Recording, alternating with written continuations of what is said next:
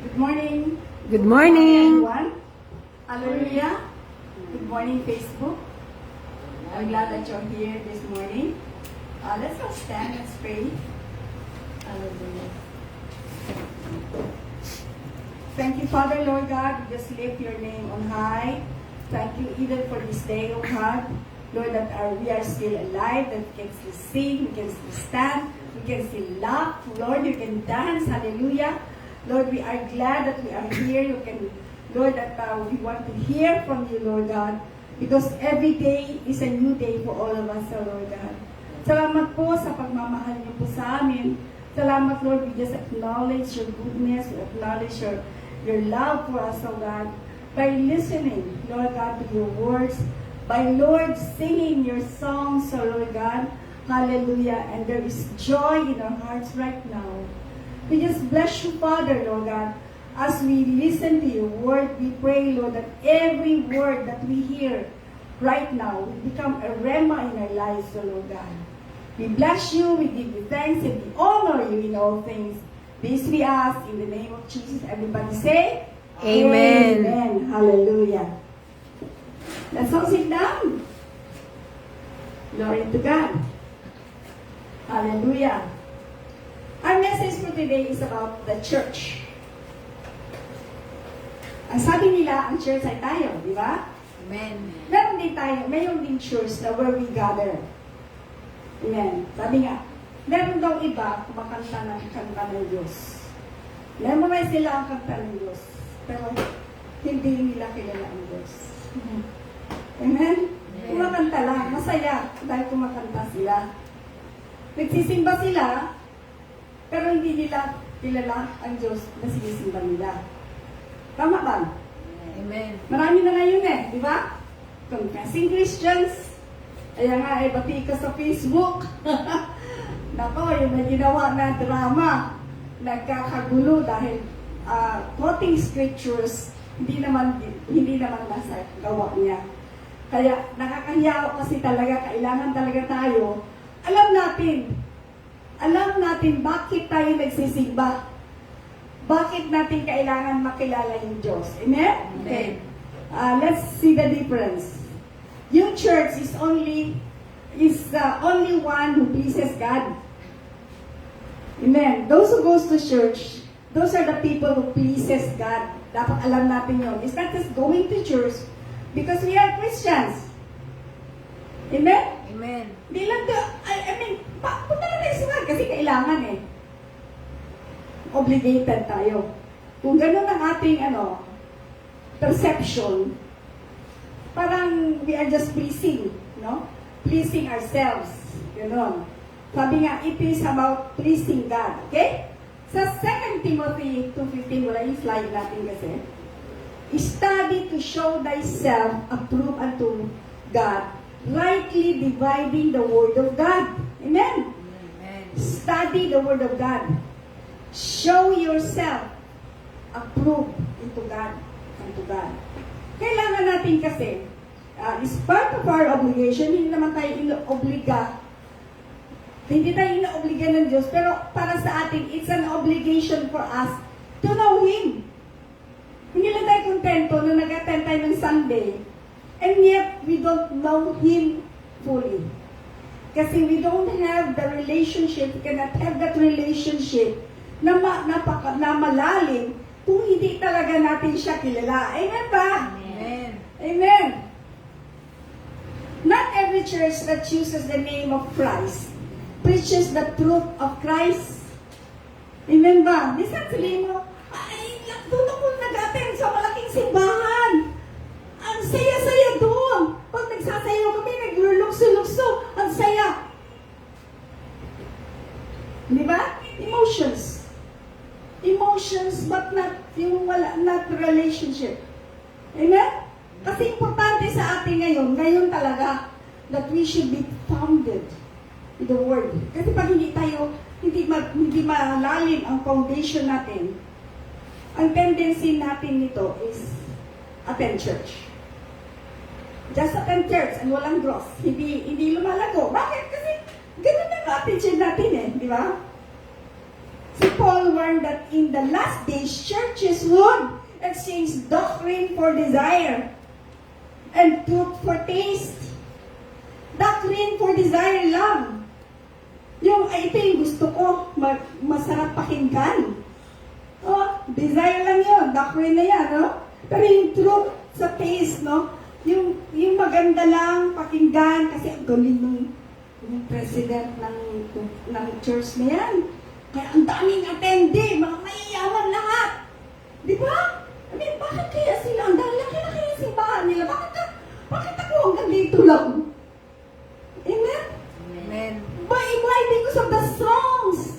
Because of the pastor who preaches very well. How about you? How about your conviction? Sana kung ganun, dapat lalago tayo, di ba? Dapat yung pakita mo talagang, masigasig din mag-share ng Word of God. Dahil talagang lumalapit ang Diyos sa Kanya. Ngayon, we live in the age of crowds. Yung maramihan lang, yun lang. Without conviction of worship, without word, love without light. Amen? Amen. Kaya hindi lang ako mention ng pangalan, pero nakikita ko, ang dami na, lalo-lalo na sa leadership. They keep on quoting scriptures, and yet wala sa gawa. At hindi lang mo, di ba? Sino yung mga kurap ang magnanakaw? Ang karamihan dyan, may Diyos puno.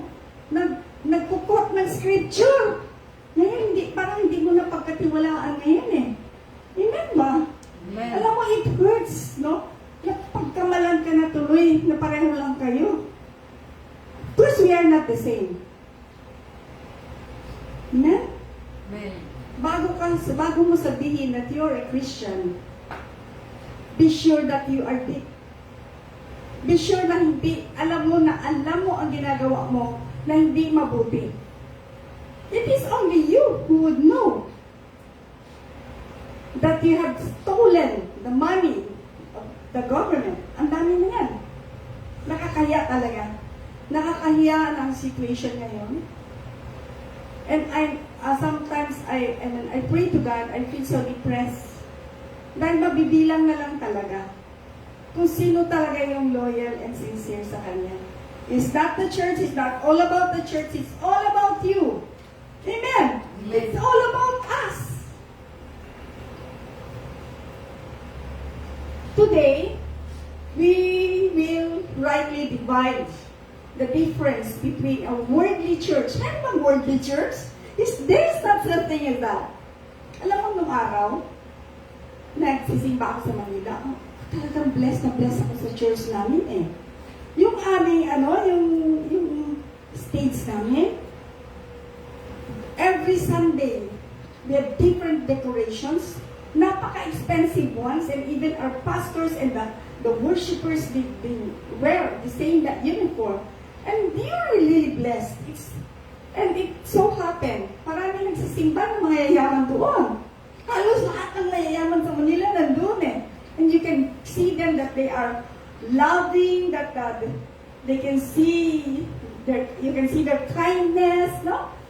Pero later on, na-realize ko, tinanggal ako ni Lord doon. Pinaalis ako ni Lord bago ako maging katulad nila. At worldly church, consider that as worldly church. Amen? Later on, kasi talagang nag-split ang church. Nag-split ang church because of the change lang ng doktrina. Amen. I didn't understand that time. I was very young because I really loved the church that I was attending. Now we go to foundation. Foundation, yung root, no? ng pagiging Christian. Feelings versus faith. Feelings. Yung nafe-feel mo, kasi ako nung araw, yung bata pa ko, yung feeling ko I was so blessed to the church that I was attending. Yung paniniwala, yung faith, hindi pa doon, wala pa doon.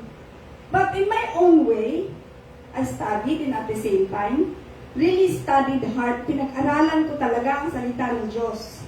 Amen? Kaya ako lumago. Amen? Hallelujah. 2 Timothy, verse 4, 4 verse 3 to 4, it says that, Romans 10 pala 17. So then faith comes from hearing, and hearing by the word of God. Ang paniniwala daw ay sa pagpakinig ng salita ng Diyos, at sabi niya, and hearing by the word, at naririnig natin ang salita ng Diyos. Amen? Amen. Constant hearing sa word of God. Yan ang nagpapalago sa atin. Amen? Like for example, ako nung araw, gusto ko talaga makinig na YouTube, any preaching, gano'n. Gusto ko yan kasi nag-aaral ako. Sinusulat ko lahat yan. Kahit na whole day pa yan, sinusulat talaga ako sa salita ng Diyos. Iba talaga yung conversion ko. Iba yung conversion ko because I really studied the Word of God. And studied in Manila too. Pero hindi ako satisfied sa studies lang. But I really research and do the work. Amen? Amen.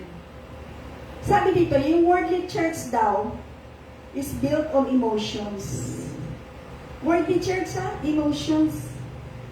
Diba, pag nandyan ka, you feel so, happy ka, ganun. Pero pag lumabas ka na sa simbahan, wala na, balik ka na naman sa iyong dating gawin. So we can call it worldly church because pag nasa loob ka lang ng simbahan, you feel emotions, no? Yung bang, wow, mukhang banal na banal pag nandun ka sa loob. We call that worldly church kasi temporary lang yung goodness, temporary lang yung love mo temporary lang yung changes mo sa buhay mo. Yung truth church, ibig sabihin yung building on scripture. Amen ba? Meron mga iba simbahan, ay ayoko dyan, kay corny na simbahan nila, antukin ako Pero they do not know when the church is rooted sa Word of God. Yung studies talaga ng Word of God. Kasi hindi ka pwede mag-study yung half lang talaga na hindi mo alam yung history. You should learn about it. Should learn all about it. Meron isa akong kilala, nakita sa Facebook. Ang atheist yan siya. And then nag-sharing brother niya. Nagbigay ng Bible. Tinanggap niya yung Bible. Sabi niya, what will I read it? I read this. Sabi niya, I do not believe in God. He started reading it. Doon siya sa history. Tayo kasi pag ano lang i-feed sa atin, doon na tayo pagbago pa lang. Pagbago pa lang tayo, yung anong i-feed sa atin, yung tatanggapin natin. But then itong guy na to, he read ang history and everything. Tapos tinanong siya ng kanyang kapatid. Sinagot niya, oh, mas magaling ka ba sa akin? Alam mo lahat ng history. Amen. When he read about it, he doesn't accept that he was converted. Pero sabi niya, the way he shared the word of God, converted siya. Amen ba? Amen. Imagine mo, sa root talaga, sabi doon, built on scripture, the truth scriptures. Amen? Amen. Built on scriptures. Amen. Ang ginagawa natin Bible study is studying the Word of God. Saan nanggagaling, ano ito, ano si Paul, mga ganon. So, dahan-dahan lumalago. Sa atin dito, it's not in numbers, but it is the quality of people in the church. Quality kasi lahat talaga nag-aaral. Amen? Amen. Okay. Ang result, one excites, the other establishes. Yung isa daw, excited. Yung hindi rooted, kundi based on emotions. But then yung isa talaga, ibig sabihin,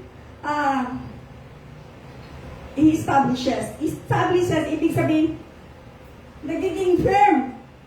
Lumago dahil sa salita ng Diyos. Amen? So there's a difference between the two. Yung worldly church at saka establish in the Word of God. Amen? Amen ba? Amen. Sana mga simbahan na nakikinig dito, kayo magalit sa akin. But this is the truth. Amen?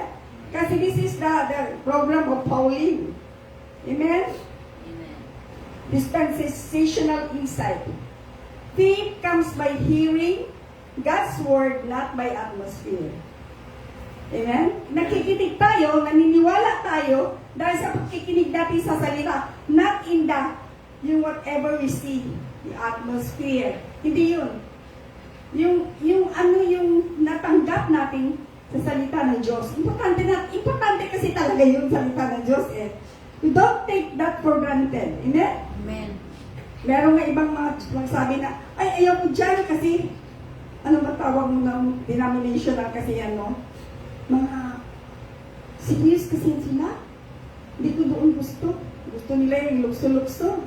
Pero maganda yung lukso. Why not? But then we have to be founded muna.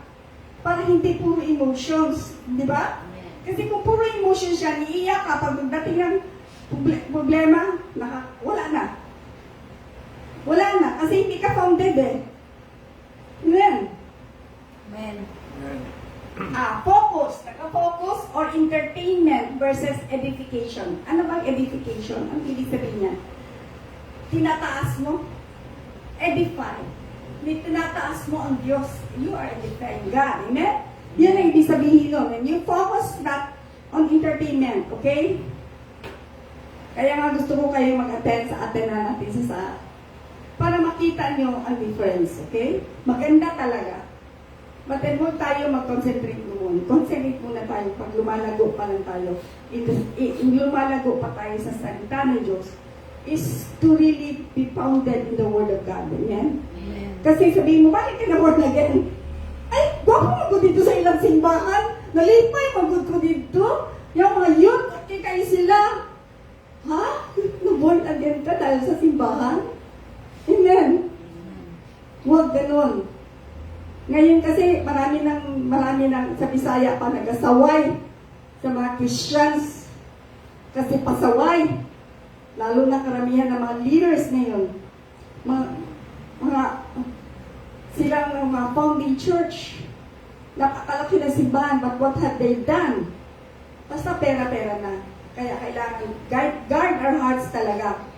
In Colossians 1, verse 28, it says, Him we preach warning. Him we preach warning every man, and teaching even man in all wisdom, that we may present every man perfect in Christ Jesus. Ibig sabihin ito, na when we preach, we should warn every man sa ating mga tinuturo na meron talaga tayo dapat wisdom, kaalam galing sa Diyos. That we be present perfect in Christ Jesus. Amen? Importante talaga yan ngayon. Importante talaga ang scripture. Importante talaga ang word of God ngayon. Because God, the Lord is coming soon. The days are evil. Kung ganito ako parating nagwa-warn, it's not because stricta ako. No, I'm not. Stricta ako pag hindi nakikinig ng salita ng Diyos. Pag tayo, I just want you to grow in the Spirit. I just want you to grow in church sa Panginoon na nakakilala sa Panginoon na pagdating ng panahon, I've been always telling you that the bride is married to the Lamb. We are expecting that to come. But if we are not deeply rooted, then goodbye. Amen? God is good, but may panahon din talaga na pagdating ng rapture, before the rapture, or after the rapture, naiwan tayo, meron na talagang judgment. Okay? Ang worldly church, I'm giving you the difference, ha? Yung worldly church, gustong-gusto yung palakpakan ng miyembro. Magsabi siya, Amen! Lahat, palakpakan! Worldly yan. Alam mo bakit? Gusto ng tumitindig dito na ma-recognize siya. Bayae, the best pastor, the best preacher in the world. Meron ako isang church natin sa Texas. Pag-attend ko sa church, one of the biggest church in Texas. Fifth hanggang fifth floor sila. Ilang thousands of members. Pero he started lang sa kanilang family. Siya lang yung sa PV lang, sa likod lang siya. Ayaw niya mag-pastor. But then, iba ang dating. May tinanong sa kanya, is Jesus Christ the only Savior? Anong sagot niya? Hindi siya deeply rooted, but he's intelligent. He writes books. He is a positive preacher. Everybody loves him because positive niya eh. But sometimes it's not scriptural. Nagkaroon yata ng case. I don't know. But yun ang nangyari doon. But I'm just telling you this because does not follow you have 5,000 members, ang daming members. Nandun kami, aakyat, elevator kami, punta kami ng hanggang 5th floor kasi puno-puno na. Ay, enjoy rin ako. Why? Ang ganda ng mga tugtog nila. Lagang mabless ka. Sana mabless ka. At the same time, may transformation. Tama yun, di ba? Okay? Truth, katotohanan na simbahan, 6, maturity. Maturity. Hindi pwede isang Kristiyano na 20 years na nagsisimba, baby pa rin. Amen ba? Baby in a sense, hindi nagbabasa. Pag nagsisimba natutulog, hindi yun matured, immature yun. So, ibig sabihin mo, hindi ka totoong Christian. Amen? Amen. Hindi lahat na. Kaya ngayon, iba-iba na ang thinking ng tao eh. Dati-dati, pag born again, kami masaya niya, ay, born again! United tayo kasi isang spirit. Ngayon, hindi na eh. Born again? Baka ano yan? Kulto. Ganun na ngayon. Pero I don't mind that. Importante, careful tayo. Amen? Careful talaga tayo. Ang result niyan, yung isa, amuses, na i-enjoy lang niya talaga. Ang isa, fully equipped. Saan ka? Na-amuse ka o na-equip ka? Saan ka doon? Saan kayo? Number 1, number 2? 2. Equip! Praise God! Matapos ito, maging preach na talaga ng mga kasamahan ko dito. Hallelujah! Pag equip ka, fully equip ka, pwede ka na iwanan na pastor. Pwede na ikaw ang mag-preach. Bakit hindi? Bakit malalim ka na eh? Hindi? Amen. Hindi lang ang pastor ang nasa pulpito, pati miyembro niya. Kasi fully equipped sila. Amen.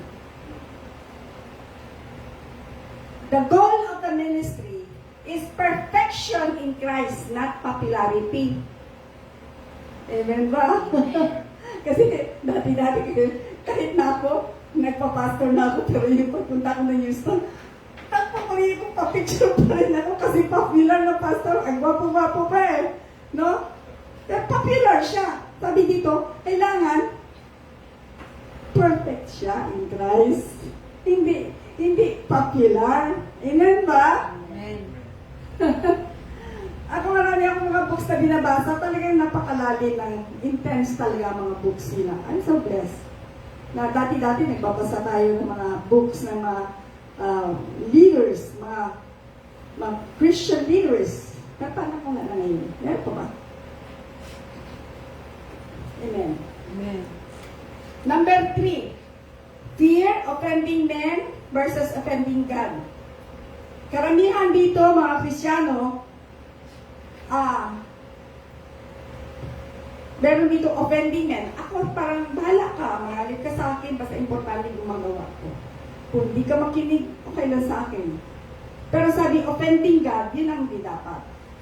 Kasi dapat, we should not offend God by following God. Amen? Amen. Amen. Galatians 1:10, verse 1, 10. For do I know persuade men or God? Or do I seek to please men? For if I still please men, I would not be a bondservant of Christ. Kung ang ginagawa ko is just to please people na, ay, kahit na gumagawa, murderer na yan, ano, tanggapin mo kasi nagsisimba, ayaw mo mawala. That's not true. That should not be. Dapat hindi natin sila i-please. I-please natin ang Diyos. Amen? I-please natin ang Diyos. Huwag ka matakot na wala yung miyembro mo. Kasi God will give you a better one. Those who are obedient. Amen? Amen. Amen. Worldly church avoids confrontation. Okay? Alam mo na yung meaning. Truth church avoids compromise. Amen? Amen. Compromise in a sense, kasi karamihan ngayon na mga leaders ng church, naggawa ng masama, gumawa ng sa flood control, napakalaki, billions of money, and yet they are not even conscious or guilty of what they've done. Napakayabang pa pag nandyan sila. Sabi ko, how can we respect leaders like that? Nakakahiya ng Pilipinas sa totoo lang. Ang kailangan lang natin is to pray for our country. Nakakahiya na talaga. Other people have been, what happened to the Philippines? Bakit ganun ang Pilipinas? Kagulo talaga. Truth church avoids compromise. The result, one fears crowds, the other fears Christ. Katakutan natin ang Diyos, huwag yung tao. Ang number 4 is food, self-help versus sound doctrine. Yung sound doctrine, yun na kailangan may doktrina ka. And this is the word of God. We believe in Christ. Christ died for us. Christ was born. We believe in Christ. He sacrificed and he died for us and resurrected. We believe that. We believe in Father, Son, and Trinity. That's the doctrine. Hindi lang si Jesus ang pinaniwalaan natin. Tatlo. No? Tatlong persona. Amen. Kaya maintindihan natin bakit. Okay? 2 Timothy 3 verse 16. All Scripture. Ano daw? All Scripture. is given by inspiration of God. Di ba? Magpapawala tayo ng Bible study tayo. Minsan hindi natin maintindihan. Wala pa, kasi bago pa lang eh. Wala pa yung wisdom na pagbasa mo lang, isang tingin mo lang, alam mo na. Hindi lahat ganun. By inspiration of God and is profitable for doctrine, for reproof, for correction, for instruction in righteousness. Kasi kung hindi ka magpapakorek, hindi ka magpapakorek, hindi mo, kailangan yung to study the word. Baka you are speaking the wrong doctrine already. Amen? Okay. Worldly church, motivational talks. Hindi maganda magsalita. Amen? Motivational talk. Ang dami na ganyan. Alam mo, believe ka. But then that it's not scriptural. Because if you know your word, you know your scripture, you would know na hindi siya scriptural. Amen? Kailangan tayo, we should be a brilliant Christians. We should study the Word of God para hindi tayo mailag. Amen? Amen. Ang truth church, yun yung doctrinal church. Doctrinal teaching, may teachings talaga. Hindi lang yung, meron kasi akong church na ate na yun. Ang saya yun eh. One of the biggest church in Davao City. Bless ako ha. Ang kanyang message is just parating entertainment. Amen. Nawala din siya. Napunto talaga din. Ang result daw, ang entertainment is only in the mind. Amen? Amen. The other transforms lives. Pag doctrinal tayo, it transforms lives. Pagbabago yan. May changes. Kasi pag sabi, uy, born again ka na pala. Jay, nakikita ko sa iyo yan. Talagang bago na. Amen. Amen. Pag nakita ang changes, ibig sabihin, doctrinal teaching yan. At may transform ang life mo. Amen? Amen. Glory to God. Pag sinabi daw spiritual infant, spiritual na baby ka pa rin, no? Will remain weak. Mahina pa rin. Compared to doctrine. Kung may doctrine siya. Amen? Amen. So number 5, fruit. worldly appeal versus godly change. Okay? I'll just read it to you. Romans 12 verse 2. And do not be conformed to this world, but be transformed by the renewing of your mind, that you may prove what is good and acceptable and perfect will of God. Amen? Amen. Dapat ito talaga ang sa atin hindi tayo mag-conform sa standard ng kalibutan. Ang sabi nga nila, may magsimba, nandito na, labas na yung pusod. Sabi na, pusod na kasi yan eh.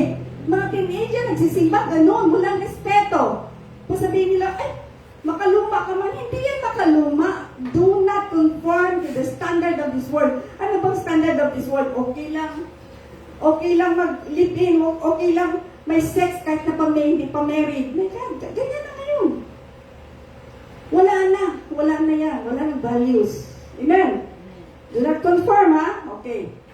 Galatians 5:22. For it is written that Abraham had 2 sons. May anak siya. The one by a bondwoman, the other by a free woman.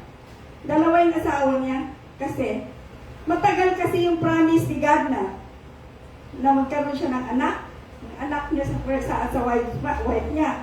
So, nagbigay siya ng isang babae, parang hindi niya asawa. Ito na lang, iyan mo para magkaanak ka dyan. Ibig sabihin, yung free woman, hindi yung talaga ng Diyos, na plan ng Diyos para sa kanya. Sabi dito, but he who was the bondwoman was born according to the flesh, and he of the free woman through promise. So, free woman comes from the promise of God. Ibig sabihin, yun ang plan ng Diyos. Hindi tayo yung sa Bisaya pa tuga-tuga. Yun, tagal naman yung promise ni Lord, magbigay ng anak. Mag-ano na lang ako ng iba. Ganun ba? Huwag mo pangunahan ang Diyos kasi once He promised, He will always promise. Amen? Amen. Worldly church conforms to culture.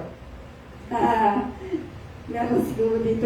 Yung culture, ibig sabihin, ito yung naandan na namo na magdala ni o kanang iposisyon na mo ang santo kay meron kaming yan yung culture na sabi nila, I will always be a Catholic or may mga ganun dahil akala nila masyado silang sa kanilang religion.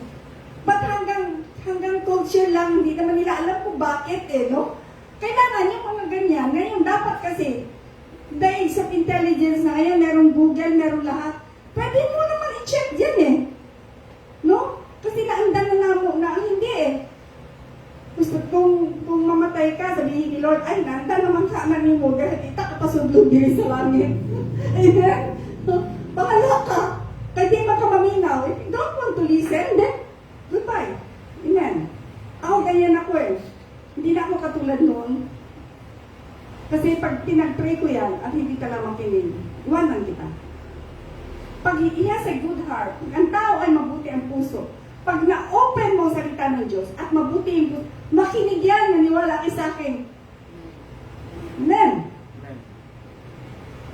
Ang isa, one blends in, the other stands out. Ibig sabihin, kung nag-stand out ka, hindi ka nakisunod na culture. Kultura na kasi namin yan Yung aming santo, yung ganyan, blah, blah, blah. Pero this time, they have to wake up. Kasi pag hindi ka talaga, kasi ilan man lang ang Christian sa buong Pilipinas o sa buong mundo? Kadami na mga simbahan, pero ilan na ang naborn again, ilan ang gumagawa? Amen ba? Amen. Grace teaches us to deny ungodliness, not redefine it. Okay. Ayaw ng grace dispensation na magkasala tayo. Okay? Number 6. We have 2 more. Fidelity, moral compromise versus biblical conviction. 1 Thessalonians 4:7. For God did not call us to uncleanness, but in holiness. Ayan na naman.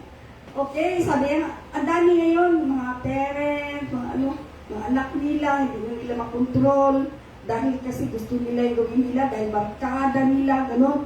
Sabi niya, hindi tayo tinawag ng Diyos para magiging marumi. But holiness, ibig sabihin holiness, pakinggan natin ang salita ng Diyos. Ano ang tama? Hindi dahil ito yung trend ngayon. Ito yung ginagawa ng mga bata. Na halos makita mo yung mga babae sa social media, halos wala nang suot. Sobrang liiksi na, makita na. Sabi mo, yung sa ilalim nila nakikita na. Wala nang modesty. Ang dami ngayon. Malaswa in Jesus' name. Worldly church, soft on sin. Pag sinabi nga, ay, wala ka namang kasalanan, kahit na gumagawa na ng masama, they would not accept it. Amen? Hindi sila guilty of their sins. Ang truth church, ang totoong simbahan, serious about holiness. Amen? Amen. Titingnan nila sarili nila, Lord, gumagawa ba ako? Kumakonform ba ako sa standard ng gusto mo para sa amin? Amen? Kailangan yan eh. Yung worldly na church accuses sin. Okay lang yan. Okay lang yan. So, pwede pa yan. Pwede naman magsimba. Open naman tayo. Open. Open ba yan gano'n? Nung maglabas na yun, makita na yung sa ilalim mo. Oh my God naman. Pastors, wake up. Huwag nyo i-allow yan sa church nyo. Baka sabihin nyo strict ako? Of course not. I am not. Pero wag na. Wag naman sobra. Di ba? Okay. Ang resulta, para excuse na masyado yung worldly church. Pero ang truth church, T-R-U-T-H, ine-expose niya ang gawain ng mga masasama. Amen ba? Amen. Hallelujah. Okay, magalit sa akin. Pauline yan. Kay Pauline Clarity. 7. Full message. Love only versus gospel fullness. Ang tunay na mensahe, hindi lang po love. Kasi parati lang po love. Kagaya ng isang picture talaga, wow, there are millions sa church. Tapos wala yung pera. Hindi alam kung sino nagnakaw, pero inside job. Yung tithes for that day, millions. Yun. Sabi dito, preach tayo ng gospel. Wag lang love. Wag lang love. Alam naman natin na God is love. Pero kung doon lang tayo nakafocus, hindi tayo nagpo-focus sa kasalanan, hindi pa rin yung complete na scripture. Hindi yan full scripture. Okay, sa 1 Corinthians, as the Acts 20, verse 27, For I am not ashamed of the gospel of God. I'm not ashamed to declare to you the whole counsel of God. Ibig sabihin, hindi ako mahihiya. Sasabihin ko sa iyo ang full gospel of God, ang totoo, ang katotohanan. Kasi ang katotohanan hurts. Amen ba? Amen. Talagang masakit ang salita ng Diyos. Amen. Marami yung mga preso na born again. Bakit na born again sila? Kasi narinig nila ang tunay na katotohanan. At iba dyan, nagiging pastor na. Mga adik, mga ano pa, pinasok sa presohan. Kasi that's the only way that they will listen to the Word of God. Amen? Amen. Ang worldly church teaches love. Amen. Pero, walang cross. Wala yung bakit love. Bakit binigay ni Lord, ni God yung kanyang only son. He died on the cross. Walang cross. Ibig sabihin, walang hirap. Walang hardship. Bakit ba walang hardship? Meron. Pagdaan talaga tayo dyan. Ang true church preaches death, burial, resurrection, yung tatlo. Yan ang tunay na church. Amen. Dapat maintindihan nyo kung punta kayo sa ibang simbahan, pag hindi mo nakita yan, puro love. There's something wrong. The preacher should preach the truth. Amen. Amen.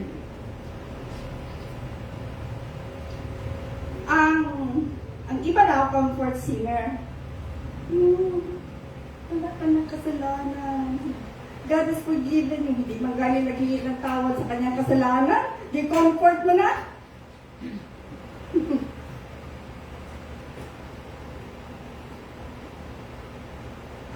ang totoong simbahan ay nagko-convert ng sinner.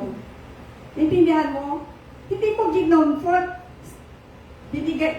Sinabi mo, ano ang katotohanan? Amen? Hindi yung comfort lang. Hindi ba yan? Ano ba yan? Karamihan ng mga simbahan ngayon, takot sila mawala yung membro nila, lalo na mayaman. Comfort na lang. Hindi tina-transform. Amen ba? Salvation is not change, hindi pagbabago. It is faith in Christ's finished work. Kita mo difference? Salvation, hindi yung pagbabago. It is the work of Christ in the finished work of God. Natapos na eh. So kailangan, when you share the person, you prayed for them, for their salvation, hindi lang yun. May continuation pa yan. Amen? Amen. Para lalago. Huwag mo iwanan. Huwag mo bitawan. Firmness, doctrinal neglect versus doctrinal defense. Okay. Doctrinal neglect. Hindi natin talaga pinipreach yung foundation ng doctrine. Amen? Pero, yung doctrinal defense, ibig sabihin, lahat yan tinuturo kung ano talaga ang truth, ano ang tama. Amen? Amen. First, 2 Timothy 1:13. Hold fast the pattern of sound words, which you have heard from me in faith and love, which are in Christ Jesus. Okay? Ephesians 4:14. That we should no longer be children. Kasi kung para tayong bata, toast here and then tayo. Pwede tayo magbago, pwede tayo magsimba, pwede hindi. Toast, ganyan ba? Sa Bisaya pa, paling-paling ba? Ambot lang. Kung di ako sa ilaha, ambot lang. Ginoon. Ikaw mismo, mindset mo, hindi totoo. Hindi tama eh, no? Toss to and fro and carried about with every wind of doctrine. Kaya sumusunod kung saan simbahan para lahat ng doktrina tinatanggap. Amen ba? Amen. Preach the truth na lang. Para malapit na dating si Jesus, paano tayo yan? Kung tayo ay sa Bisaya pa na ilad, paano na lang salvation natin? Amen? Amen. By the trickery of men in the cunning craftiness of deceitful plotting. Amen. Grabe na ngayon. Magugulat ka na lang talaga eh. Saan ba tayo? Okay. Worthy Church, 6 numbers. Yun na nga, dapat marami. It's not in numbers. It is in the quality of people who attends. Pwede konti lang man kayo. I don't mind. Kasi kung konti na to, pag very strong ang foundation nila, hindi lang yan uupo. Sa Bisaya pa, they will share the word of God because they understand what is salvation. Amen? Amen. Ang worldly na simbahan, nagsisik ng crown, ng glory. Ay, napakagaling ito si sister. Ang dami na niyang fights, pinapadala dito pera. Oh, contribute yan niya. Oh, blah, blah, blah. Yan yung gusto niya, recognition. Pag ang tao, nagsumusunod, yan yung totoong Kristiyano. Amen? Amen. Okay. Call for action na tayo. Ending na. Choose doctrine over drama. Ang gawin natin is just listen to the word of God, okay? Hindi yung drama, away dito, away doon. Sa simbahan, faction kayo. Huwag yun. Doon ka lang nakapokus sa Lord. Amen? Amen. Choose truth over trends. Choose Christ over crowds. Kay Kristo lang ako. Diyan na ako, I will stand on Him. And then later on, I can be a light to others na I can share the word of God. Kasi kung di mo talaga din alam ang salita ng Diyos, wala ka lang. I mean, you will just be a church goer. Ganun lang. Di ba? So, Romans 3, verse 4. Let God be true, but every man a liar. Sabi dito, certainly not indeed, let God be true, but every man a liar, as it is written, that you may be justified in your words, and may overcome when you are judged. Amen? Amen. Hallelujah. So we pray. Hallelujah. Hallelujah. May the face of the Lord shine upon us and be gracious unto you. The service is ended. Go in peace. Amen. Amen.